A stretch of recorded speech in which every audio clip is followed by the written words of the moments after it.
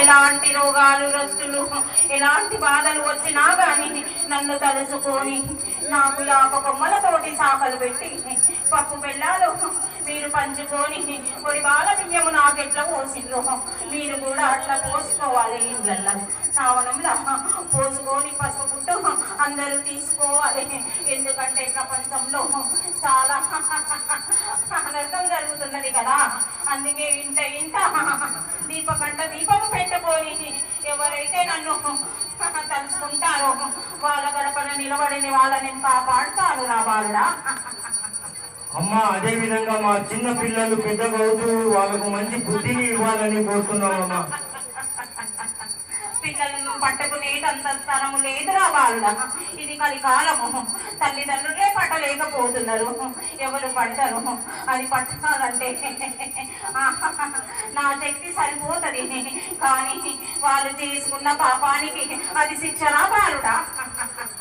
అలా శిక్ష అని మీరు అనకూడదమ్మా. మాకు మీ అండలో మేము ఉన్నాము, వారి అందరినీ రక్షించాలని కోరుకుంటామమ్మా. చెడు ఆలోచనలు ప్రపంచమంతా తిరుగుతున్నాను నేను, కానీ కలికాలము చాలా గంటు కాలము నా బాలుడా. మద్యము సేవించి ఒకరినొకరు పొడుచుకొని ఒకరినొకరు తల్లి తండ్రి అమ్మ అక్క చెల్ల అనుకోకుండా ఇట్లా చేస్తున్నారంటే అది కలి వల్లనే దేవుడు, అది కలి దేవుడి వల్ల జరుగుతున్నది. పాపాన్ని అరికట్టాలంటే గ్రామంలో గంట దీపము పెట్టుకొని నన్ను తలుసుకున్న వారికి నేను మధ్యరాత్రి వచ్చి తలుపు కొట్టి వాళ్ళను లేపి మంచి ఆలోచనలు మంచి బుద్ధులు నేను ఇవ్వగలను. ఎందుకంటే పిల్లలు చాలా చెడిపోతున్నారు. అందుకే నా పూజలు ఇంత ఘనంగా చేయించుకున్నానంటే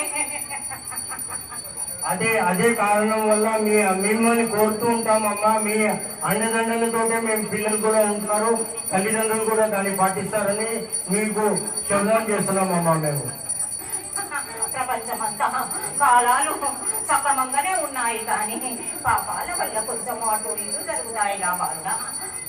వర్షాలు ఉన్నాయి, ఒక పక్క కొట్టకపోతుంది, ఇంకో పక్క లేస్తుంది. ఒక దిక్కు మంచి జరుగుతుంది, ఒక దిక్కు చెడు జరుగుతుంది. అంటే అది చేసుకున్న పాపాల వల్లనే.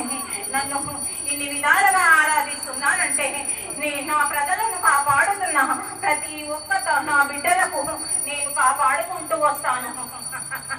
ఎవరికి ఏమి కాకుండా చూసుకునే బాధ్యత నాది.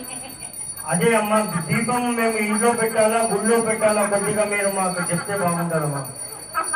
ప్రతి ఒక్కరి ఇంట్లో గంట దీపం ఉండాలి.